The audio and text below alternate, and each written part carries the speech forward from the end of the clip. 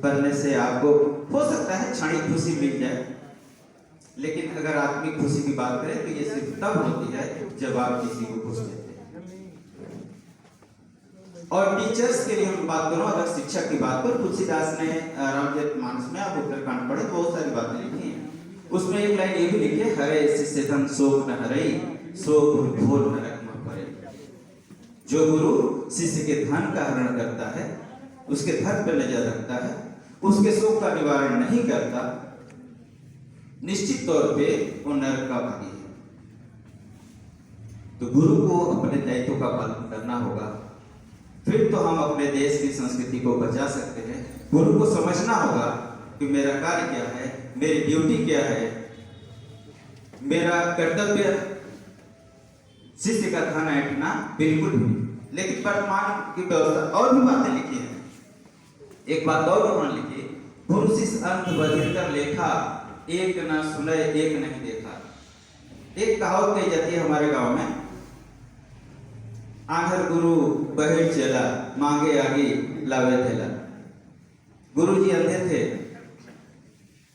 चेला बहरा था, गुरुजी को हवन करना था, उन्होंने कहा आग लाओ, वो मिट्टी का थैला ला कर रख दिया, उन्होंने हवन कर लिया। मामला ये नहीं, मामला सिर्फ ये है, कई बार ऐसा होता है गुरुजी देखते हैं बच्चे गलती कर रहे हैं, लेकिन गुरुजी उन्हें टोकते,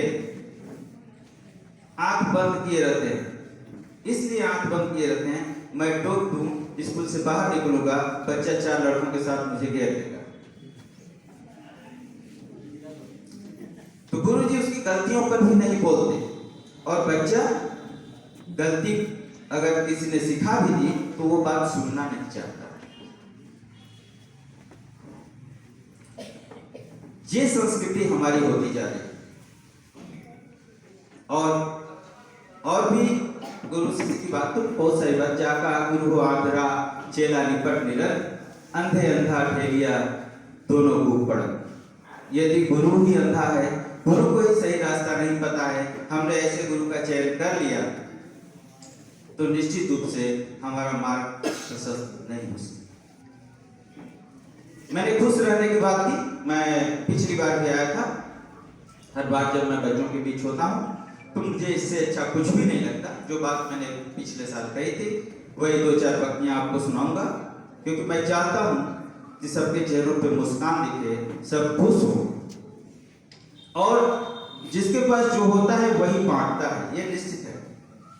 हमारे पास खुशी होती है, हम खुश बांटते हैं। जो दुखी होता है उसके पास चले जाओ, और जितनी देर आप बैठे रहोगे आपको कुछ न कुछ ऐसी ही बातें करता है। एक फिर हो गया आदमी, जैसे आप किसी बिजनेस की बात करोगे, कोई काम करने की, तो कई सारी कमियां गिना देगा कि अरे ऐसा करोगे, दुकान खोलोगे, इतनी दुकानें खुली हैं, आपकी दुकान पर ग्राहक कहाँ आएंगे, बैठे रहोगे, पक्की मारोगे, घाटा हो जाएगा। वो नकारात्मक बात ही करेगा।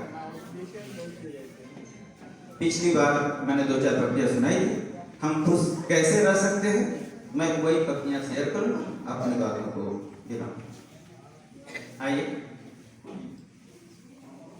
कुछ माध्यम जो है हमारे प्रकृति के अवयव, पेड़ पौधे, तितलियां, इन्हीं को मैंने चुना है और इन्हीं के थ्रू अपनी बातें रखूंगा, शायद आप तक बात हो। एक दिन फूल से तितलियों ने कहा, एक दिन फूल से तितलियों ने कहा, कैसे रहते हो खुश तुम हर एक हाल में। फूल बोला कि खुशबू लुटाता मैं, जबकि रहता हूँ कांटों के जंजाल में। एक दिन फूल से, एक दिन पेड़ से पंछियों ने कहा, मस्त रहते हो कैसे हर एक हाल में। पेड़ बोला कि मिलता मुझे इसमें सुख, बांट देता हूँ फल जो